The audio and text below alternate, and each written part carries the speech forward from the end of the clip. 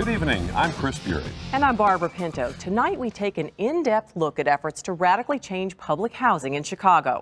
This week, the Chicago Housing Authority approved a new plan outlining its vision for the future. But dramatic differences are already taking hold in Chicago neighborhoods where the CHA has been overhauling public housing over the last 14 years. The CHA's ambitious aim was to house poor families side by side with working professionals in newly constructed complexes. The price tag, $1.6 billion. But is it working? We visited several CHA housing sites and tracked down residents in the city and suburbs to find out. My mom got shot sitting in the living room one night. Maddie Rice remembers vividly how bad things were at the CHA's Henry Horner Homes on Chicago's West Side, where she lived with her mother for 23 years. We was preparing dinner. The bullets started flying. One came through my living room window and hit her. Things got better for Maddie and her elderly mother after the CHA plan changed their lives. They moved into a new development called West Haven, low-rise buildings that replaced the high-rises of Henry Horner Homes. Public housing residents such as Maddie and her mother live next door to tenants who pay market rents. Despite the improvements, Maddie says some of the old problems linger. We have a park, 10:30, 11. Everyone's supposed to be out the park. They take over the park area, still drug selling. To the north, the notorious Cabrini Green. High-rise buildings once stood in these empty fields. Home to more than 3,000 families, they became synonymous with poverty, gangs, and gunfire. CHA resident Robert Williams, a retired chef, remembers all too well. Hell, like hell it was. It was bad, you know. A lot of gunplay, gun violence, and things like that. Williams has lived in the only surviving remnant of Cabrini Green, these old row houses, for 45 years. Now many of them are vacant and boarded up. The others will eventually be demolished. Some residents are suing the CHA to prevent being forced out. But several new mixed-income housing complexes now stand not far from where the last Cabrini Towers came down 2 years ago. Williams was happy to see them go. I felt good. I felt good about that. Still do. Glad they're gone. Just a block away, a new sign of affluence is rising from the very block where a Cabrini Green tower once stood. The Target store, now being built, is among many developments changing the face of a place once known for pervasive poverty and high crime. Now, expensive cars, luxury condos, and family pets are dotting a neighborhood where residents once dodged bullets. It's getting better all the time. I can see that myself because for so many years I prayed to see some change come, you know, and it come. A lot of people didn't think that they could get anywhere with it. This was hugely complex. Charles Woodyard heads the CHA. He says its new focus will be on improving the neighborhoods around public housing. We've also got to put retail, particularly food services, other commercial uses, laundry facilities. We need recreation facilities, cultural facilities. Chicago's public housing chief also wants to make those areas safer, a big concern among parents, including former CHA resident Connie Moore. There hasn't been the gunfire and the shootings and having to grab the kids and run. After years of living in CHA housing, Connie now lives on a quiet street in South suburban University Park. She credits the CHA program for her success. She learned how to write a resume, dress for success, and land a job. If I had not went through those programs, I can't say that I would be here. For Connie, the CHA was always just a temporary stepping stone to something better. Tending to the yard in front of her little house in the suburbs, she has big plans for the future. Traveling, I want to see the world. I want to see everything that God has given us to see. Seniors, many who've lived here at the Tompkins houses for decades, are just beginning to experience the joy of feeling a cool breeze on a beautiful summer's night. They're basking in the glow of a major change in their surroundings, more and better lighting. I'm glad to see the seniors sitting outside, enjoying their night. With all these bright lights, they feel safe. They really do. How about you? I do too. I feel safe for my daughter to come out to the store. All those lights there, you can see clearly now. What was it like before?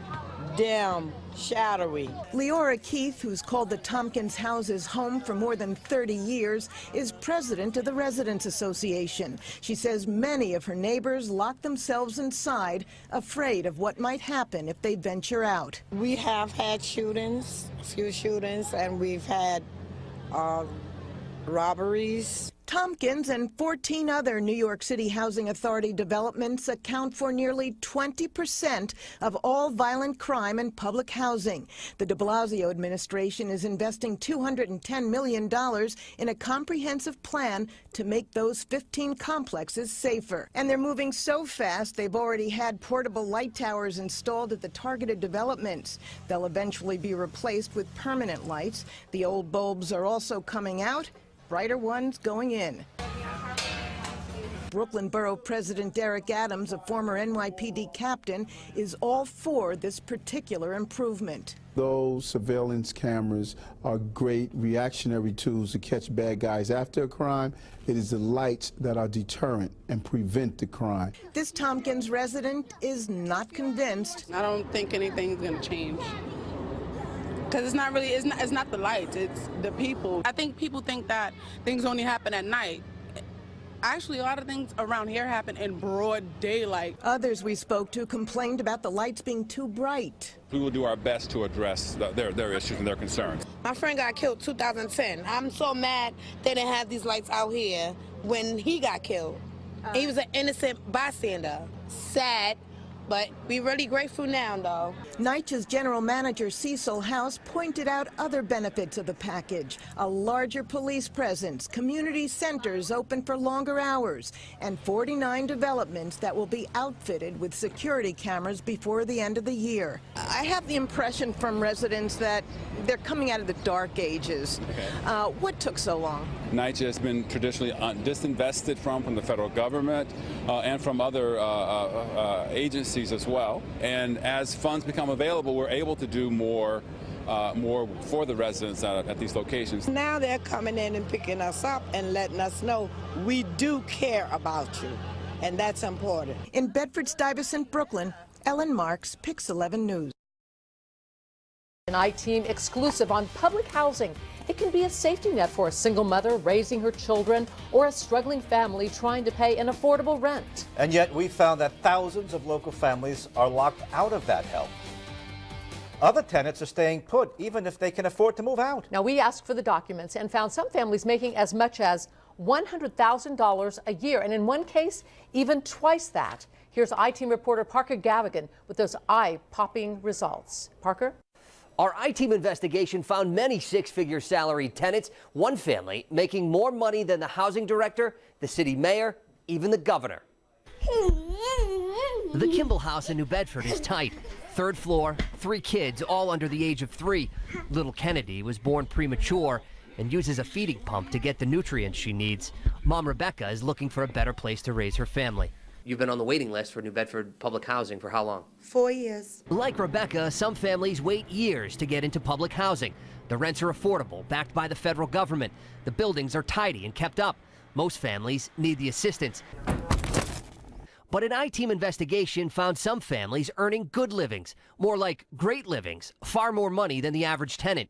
We don't know who they are, their names are protected, but we do know how much money is in their paychecks. In East Providence, a family in public housing earns more than $108,000 a year. In Woonsocket, a family of 3 makes more than $105,000 a year. But the numbers uncovered by the I-Team in New Bedford tell a different story. Our records request found 64 families earning more than $50,000 a year here in New Bedford, 14 families earning more than $75,000, 3 families making more than $100,000 a year, and 1 household here in New Bedford earning more than $200,000 a year. Well, I'm astounded. And certainly you raise your eyebrows when you hear that. Steve O'Rourke is the former executive director of the Providence Housing Authority, a place he managed for 26 years. It really deprives a family that really needs affordable housing the opportunity to live in a place where they could pay a lot less rent. Do you feel like these higher income tenants are taking a spot that your family could use? Yes, I think they're absolutely taking up a slot that my family could use, another family could use. I don't think they should even be there.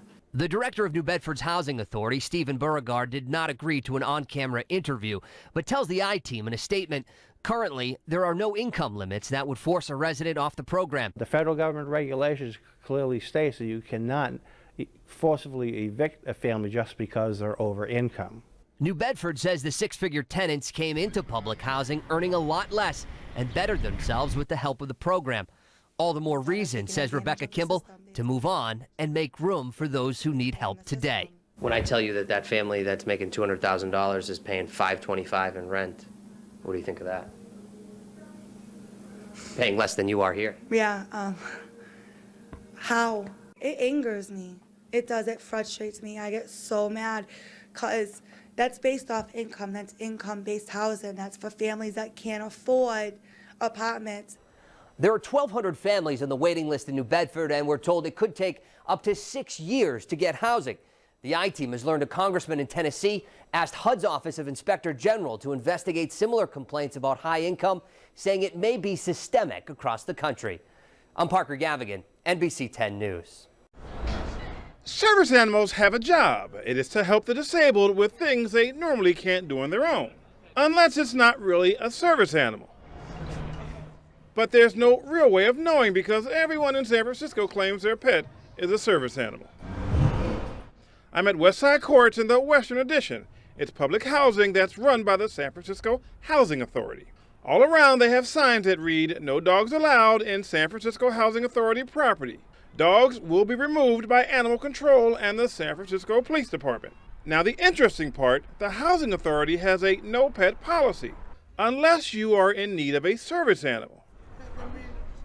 However, after reading the entire policy, you don't have to have a trained service animal, you just have to say it's a service animal. So I'm assuming this is in fact a service cat. It has to be, otherwise it would be a blatant disregard for the no pet policy.